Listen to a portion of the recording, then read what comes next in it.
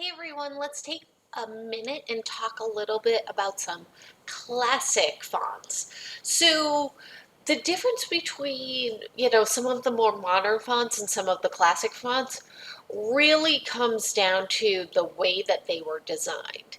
And newer fonts, if you go to some of those free font websites, they're just not well designed. Um, when we look at some of the classic fonts like Futura or Garamond or Bodoni or Baskerville or even Times New Roman, they were designed in a very specific way with specific mathematical equations. I apologize, my son is teething and he's down here. But, those newer fonts, they're just kind of drawn to look cool in some instances. And when you start to string them together, they don't work well together.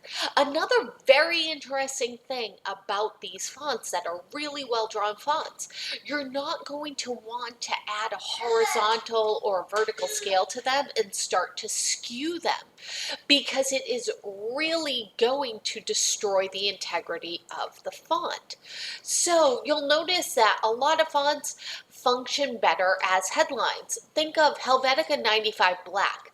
That is a great headline font. Futura Extra Bold, great headline font.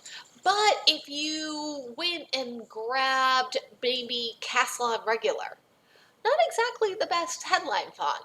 Or Brush Script, definitely not a good headline font.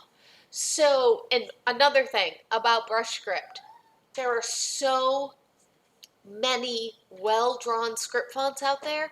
Brush Script is not one of them. Just take it off your list completely. There are a couple of bad fonts. Brush Script, Tahoma, Comic Sans. Don't use them. Papyrus. You probably know a couple. They're hard to read and they're just not well drawn. And there are so many beautifully drawn fonts out there. You have a lot to pick from. All right, hope this helps you with answering that discussion post this week.